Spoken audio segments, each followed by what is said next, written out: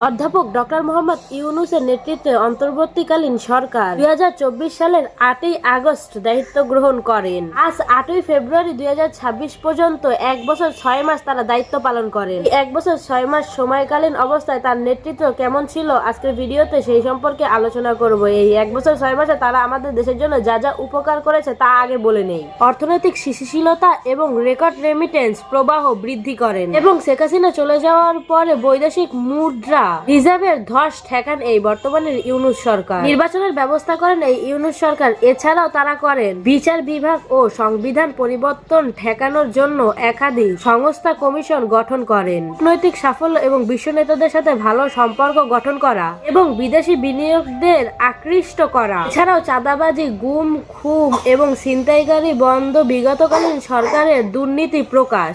আমরা জানি বিগতকালীন সরকার পদত্যাগ করার পরে বাংলাদেশে কি পরিমাণে ছিনতাই, গুম খুম বেড়ে যায় এবং প্রকাশ্যে চাঁদা না দেওয়ার কারণে রাস্তাঘাটে মানুষকে খুন পর্যন্ত করা হয়। তো এইটা রোধ করেন বর্তমানের ইউনূস সরকার। শেখ হাসিনার আমলে কি কি কুকীর্তি শেখ হাসিনা করেছে তাও আমাদের জানান দেন এই ইউনূস সরকার। শেখ হাসিনা এই দেশ থেকে নিয়ে গেছে হাজার কোটি টাকা মেরে, সেই অর্থনৈতিক ধসটাও এই ইউনূস সরকারই ঠেকান। তো এই ইউনূস সরকার ক্ষমতায় আসার পরে এগুলোই আমাদের জন্য করেছে। এখন আমরা জেনে নেব তাদের ব্যর্থতামূলক কাজগুলো। তারা পারেনি দ্রব্যমূল্য এবং খাদ্যপণ্যের দাম কমাতে। এই দ্রব্যমূল্য এবং খাদ্যপণ্যের দাম কমাতে যে এই সরকারের বলতে গেলে একেবারে হিমশিম খাওয়ার মতো অবস্থা হয়েছিল। গরিব মানুষেরা তো এমন অবস্থা হয়েছিল না খেতে পেয়ে প্রায় মরেই যায়। বিগতকালীন সরকার চলে যাওয়ার পরে গুম খুম সহ চাঁদাবাজি, ধর্ষণ প্রচুর পরিমাণের বেড়ে গিয়েছিল। তো তারা এটা নিয়ন্ত্রণ করতে পারেনি, মানুষকে এনে দিতে পারেনি জাস্টিস।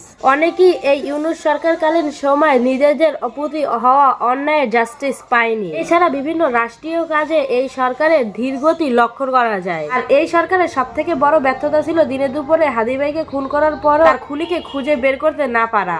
সঠিক বলেছেন। তো আজকে ৮ই ফেব্রুয়ারি আর নির্বাচনের কিছুদিনই বাকি আছে। এই অন্তর্বর্তী সরকারের দিন শেষ বলতে গেলে। তো এই সরকারের আমলে আপনাদের জীবনযাপন কেমন কেটেছে, কেমন লেগেছে এই ইউনূস সরকারকে, অবশ্যই নিজের বক্তব্য আমার কমেন্ট বক্সে জানিয়ে দিয়ে যান।